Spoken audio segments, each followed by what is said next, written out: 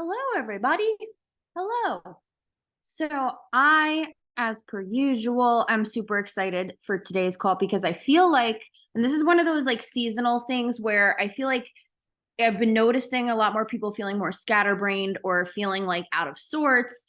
And I've had this call going over chunking or and eat the frog a lot lately. So I figured it was a good thing. And a couple weeks ago, I had you guys vote on those topics. And I know a bunch of you wanted to know how I managed to do a lot of different things without losing my mind.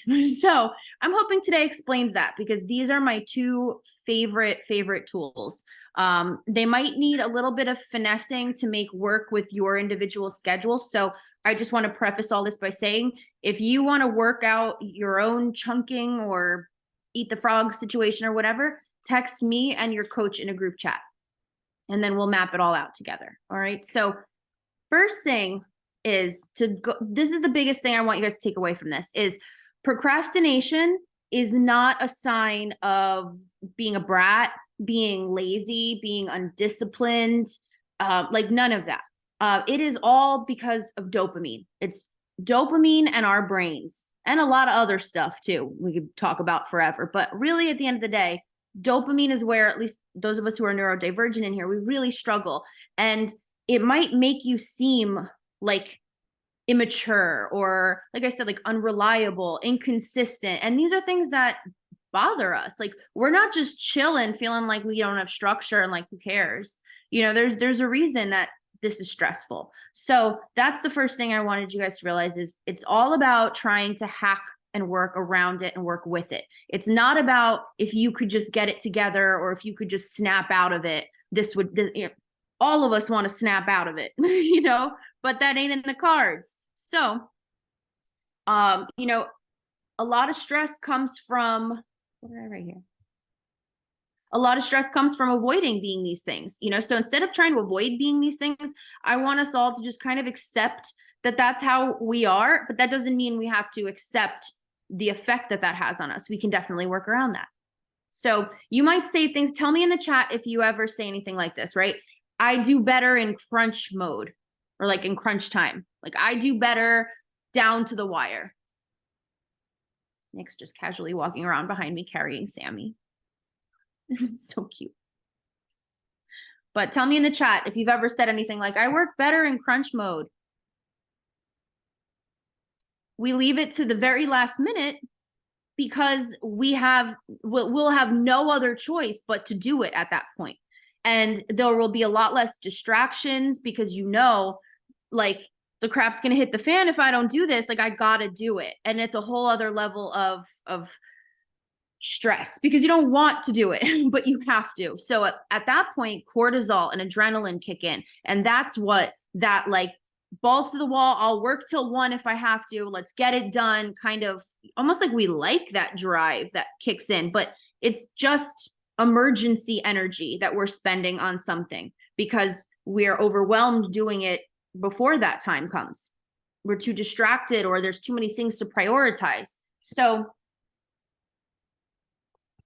and the bad thing about that is it's like once that thing is handed in and done, it sets you up for you to be exhausted the next day.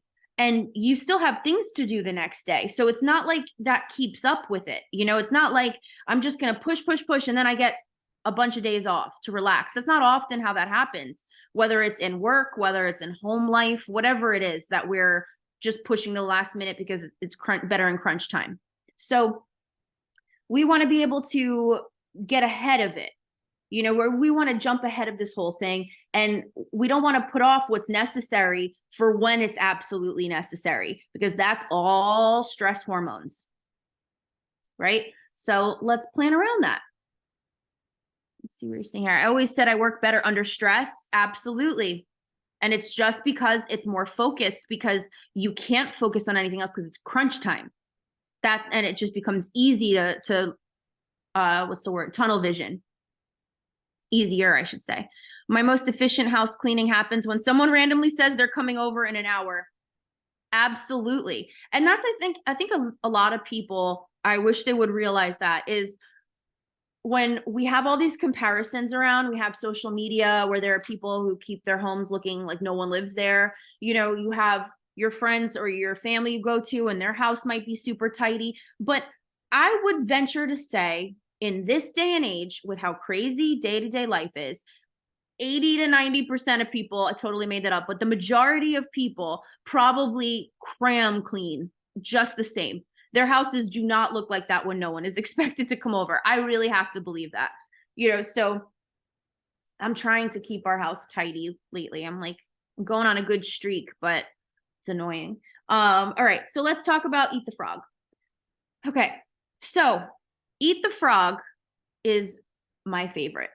And I do it every single day, whether I do it in my phone, whether I write it out on a piece of paper, whatever it is. I have a little powwow with myself in the morning and I figure out what the hell's going on for the day.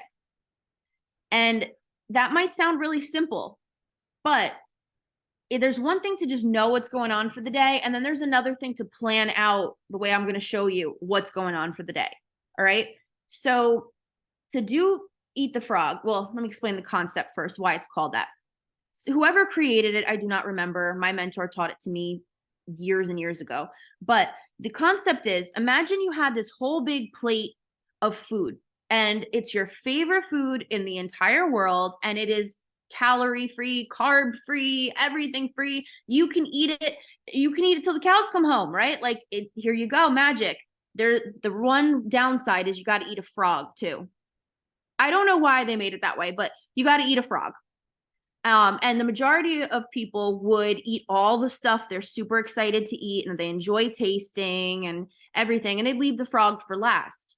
The goal is to eat the frog first.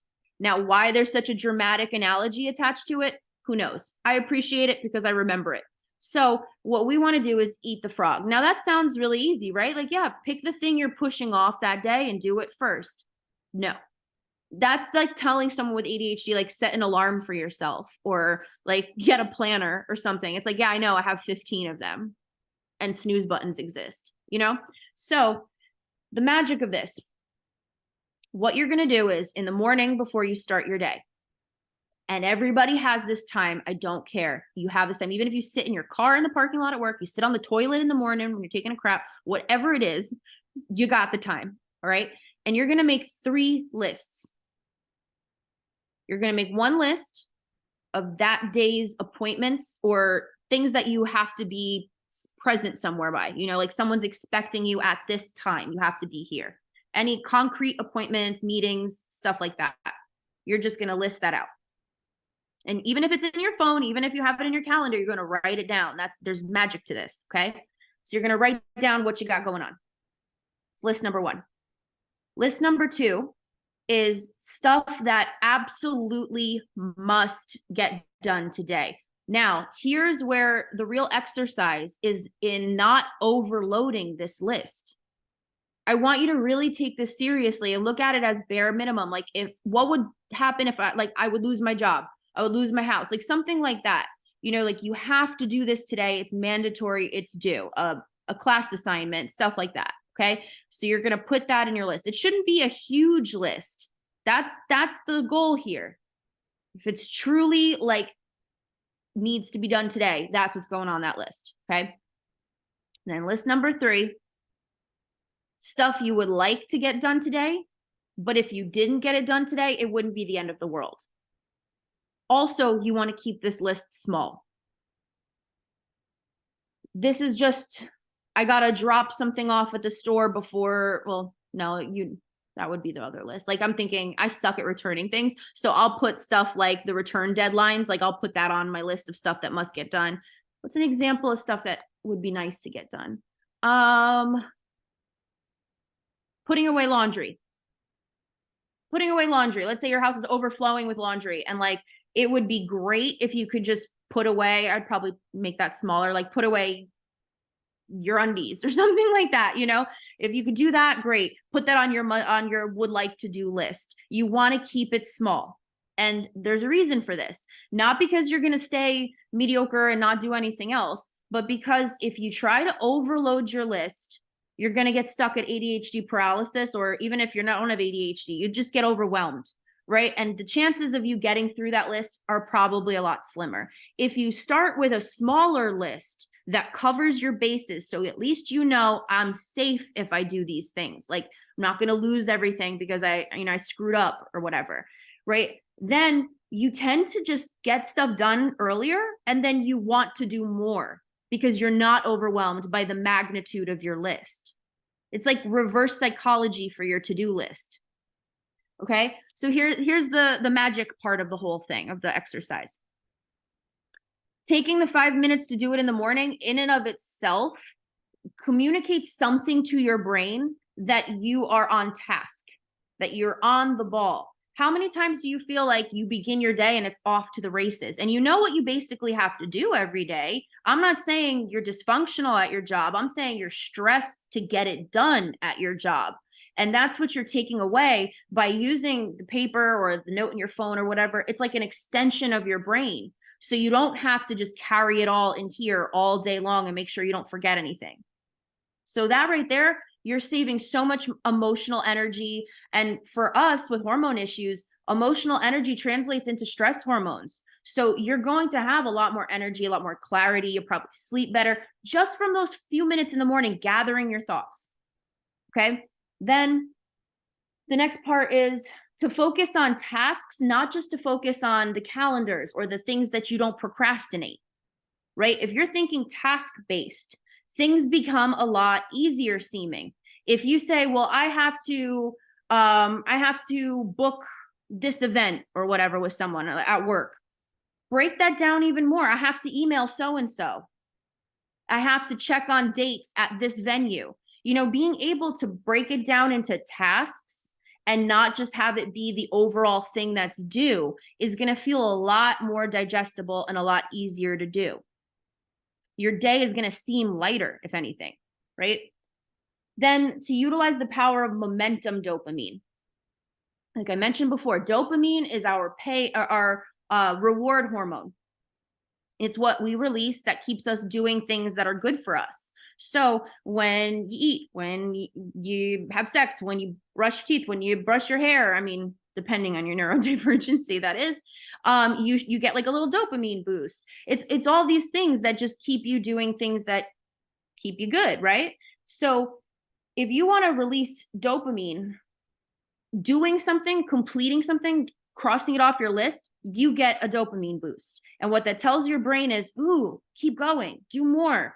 And then you want to cross off another thing from your list. And it keeps going, right? Because if you pick your frog in the beginning of the day, after you list all this out, you go, what's the frog that I don't want to eat? What am I pushing off till the end of the day? It could be the easiest task of the day. It doesn't matter. If you're dreading it, you will push it off, even if it could be done easily. By forcing yourself to just eat that frog, you give yourself that dopamine boost of, wow, I don't have to think about that anymore today. That's done. Like, I'm done with it. And then momentum kicks in and you want to do more and you want to do more. You want to keep feeling that feeling of productivity. So you keep hunting for it and it's easier to do so, right? I think, what is it? The army said, like, if you make your bed in the morning, you tend to be more productive. That's kind of the same thing. You're completing a task really early in the morning and crossing it off your list, and it creates a sense of momentum for the rest of the day. Whatever it is, making your bed, getting out of bed, whatever it is for you that day, right? So you want to start your day getting rid of the thing that's going to be in the back of your mind, weighing you down all day, that you're dreading. And you'll probably find it ends up getting done a lot sooner when you have the energy from the beginning of the day, rather than being burnt out all day long and then waiting for the thing you dread the most. So, excuse me, still got the cocoa lungs. So it's like, if you've ever tried, like, you start organizing a drawer or something randomly, and then before you know it, like, you got all the other drawers around there ripped out all over the counters, which also sucks for its own reasons. But that's dopamine. That's the momentum. So you might find that you get through your list, like, you eat your frog in the morning, you find the thing you're dreading, you get rid of that, you do your stuff you got to do between your appointments, you do the things that are good for you, like, ideally you want to do that day. And then you might find you want to do more. That's why you don't want to overload your list. You want to keep it as honest to mandatory and honest to not mandatory as possible. Let's see.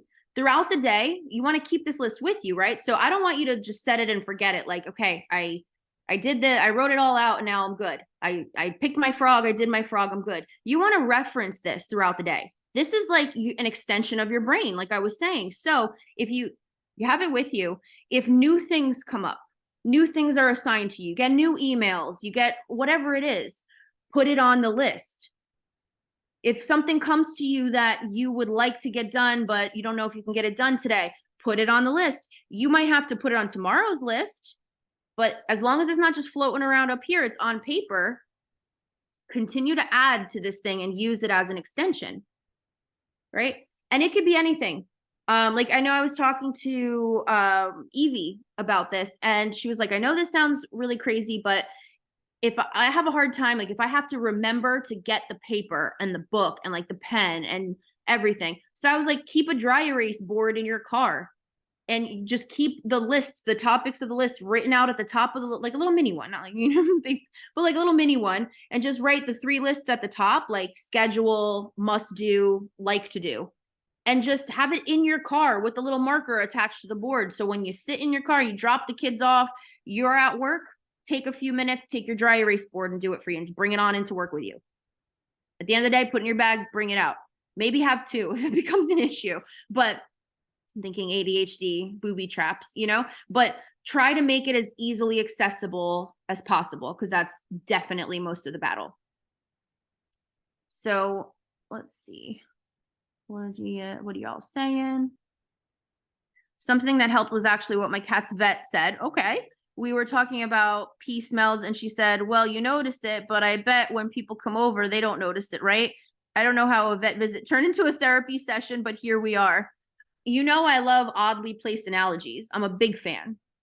I love it.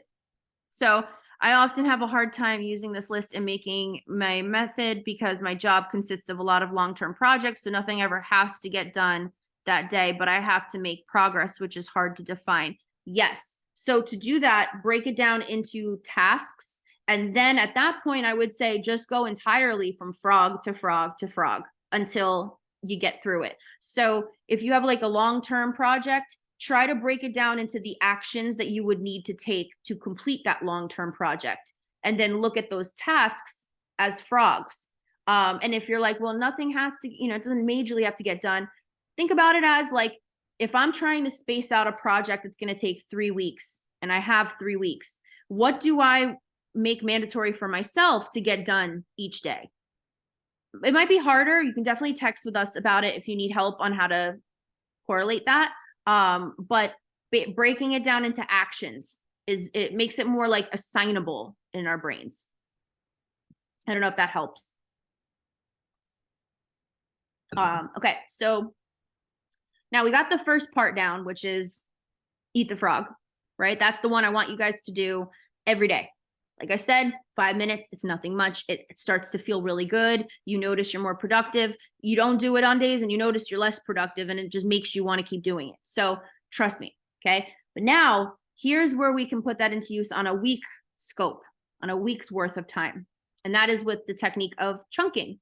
This is what I utilize to have multiple types of businesses. You know, like I have my ADHD coaching that I'm developing. I have CCA, I have KGG, I have the decor business, I can't even speak, like the Etsy decor business. I have the Etsy merch business.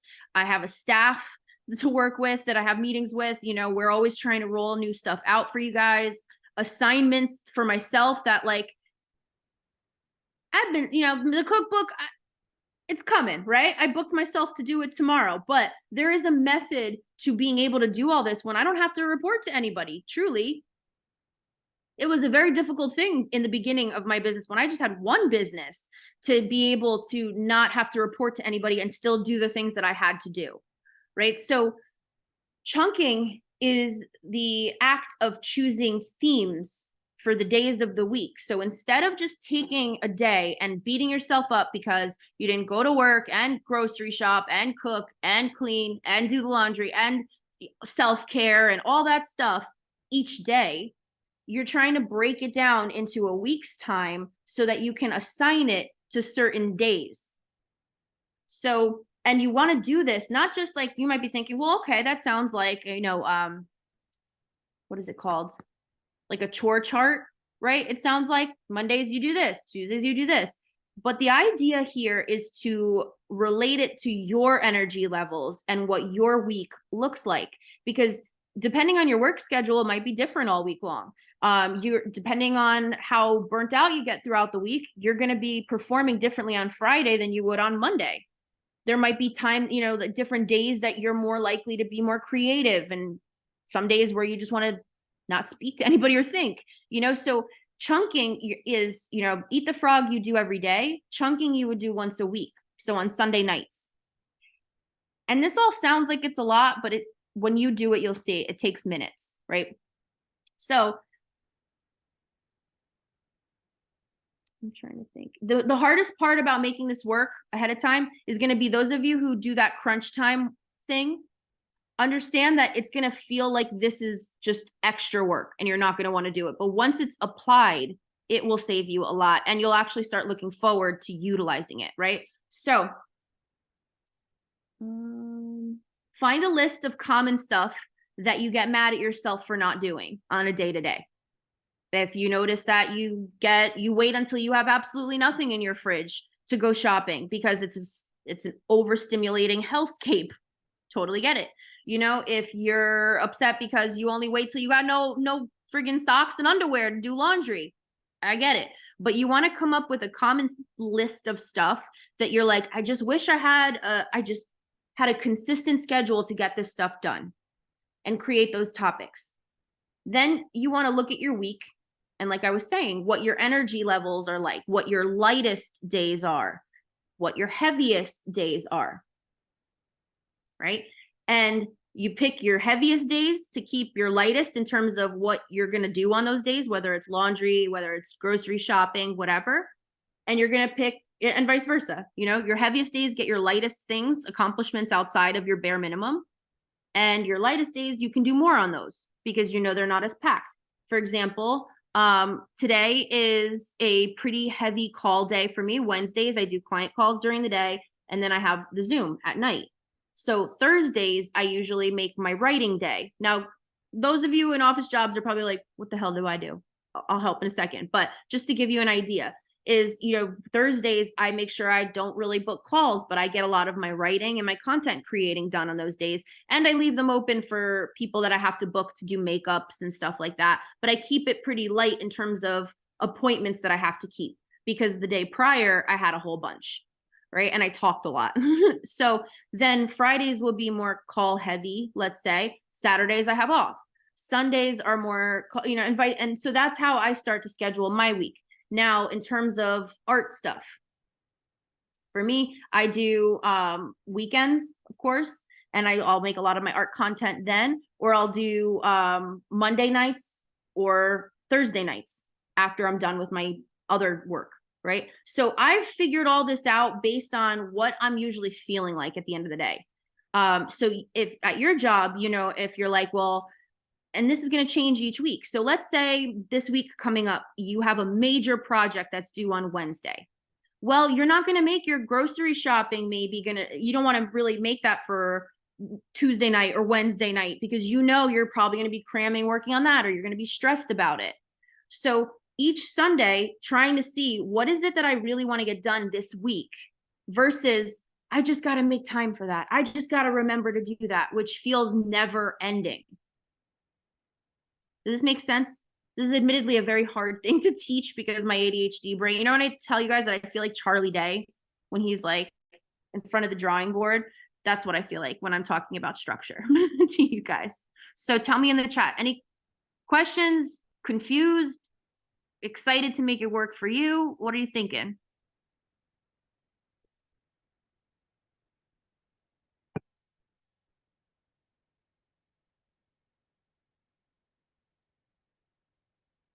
The stuff is only difficult and overwhelming at first to adopt, but once you do it, you start seeing you actually have less to do than you thought.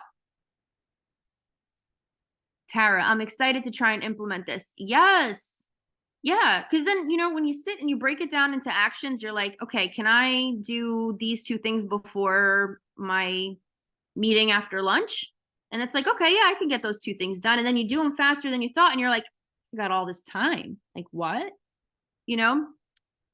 Carly, I definitely like the idea of designating certain days every week to certain things. Absolutely. It's also like if okay, at work, Monday, like we tend to get new projects or we have a meeting on Thursdays, right? So maybe Monday that week, you're still working on other things. So you figure Monday could be a good day for me to pop into the grocery store after work. And maybe I'll make that my day this week that I go shopping. Or I think an example I wrote here is for those, because I hear this all the time, people who are like, I want to order from Netrition. I just keep forgetting. A lot of it is not that you won't online order. It's another thing to remember to do, right? So instead of being like, damn it, I have to go place my Netrition order, I keep forgetting, you're going to look for your day of the week that you have planned to go grocery shopping, whatever day that is. Like, okay, Thursday, I'm going grocery shopping. So I'm going to book it in here Thursday night to place my Netrition order. Like once I do it in the parking lot or something. So it's the same mode. It's not like you come home from the stimulating experience of grocery shopping and then have to remember to order, but you're just trying to chunk that together. Just try to place it together. So the most important thing for this to work, you want to, for the next few weeks or so, as you're getting used to it, schedule everything into your phone, into an app, like whether it's Google Calendar, whatever app you prefer, but don't have it require you to go in and write it in, like have it be in an app. When you do these chunking things on Sundays, it's going to be a lot easier to look at your week and go, okay, I have this on this day, this on this day. You'll get a better understanding for how your energy might be on that day if it's all booked in there. And I find that viewing it on Google Calendar on the app on their phone, it's not as overwhelming looking because I do it where it's like I don't like the zoomed in view or whatever, like where's the other option? Like where it's the list view where you have all like overlapping boxes and stuff. Like I like to have it just listed out like this. I'll color code it, blue are clients, red is staff, green are Zoom recordings and stuff like that. So I don't even remember. I just stick to based on what I've always booked in there. But everything is in there, right? When I first started doing this, I was putting in there when I was waking up.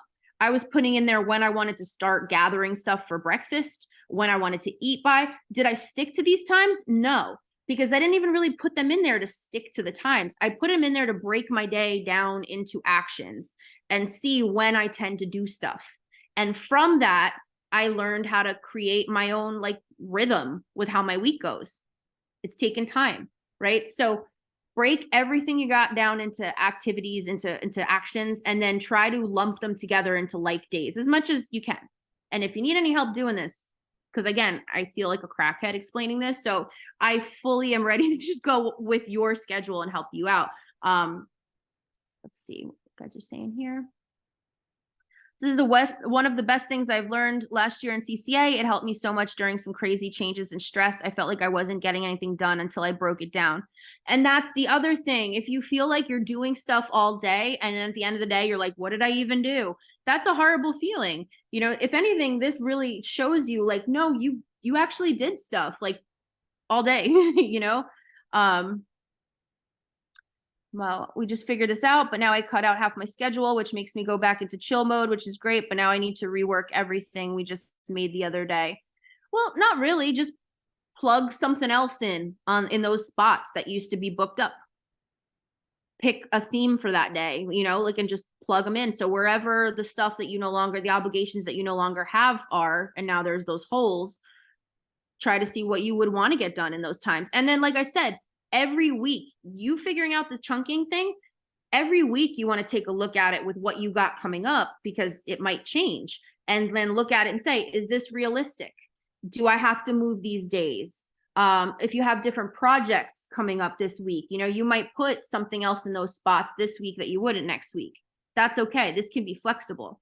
But at least on Sundays, it gives you an overview of your week to be like, here's how I can take what I yell at myself for not doing every day, and I can break it into a week's time and make sure that things have their slots. So if you remember something randomly, you're not like, oh, gotta do that too. You go, I'll do that on Wednesday, or I'll do that on Thursday. Do you guys remember I did a Zoom a while back talking about how people with ADHD have a hard time with modes, like getting out of certain modes? Like if you're sitting down watching TV, you're not going to want to just jump up and cook. Or if you just get home from something, you're not going to want to go back out again and do something else. So a lot of times chunking is to help us because it keeps things in similar modes in similar days. So we're not having to jump around to a million different things, which is exhausting. So let's see. All right.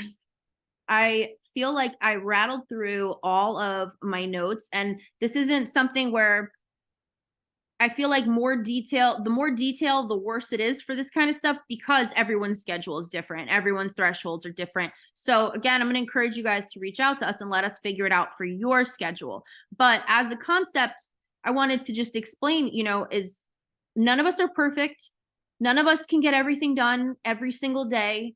None of us will ever be, and I'm not just talking us, I'm saying human beings. There are no human beings that are going to do the exact same thing, no matter what, every single day for the rest of their lives, because outside circumstances would prevent that anyway.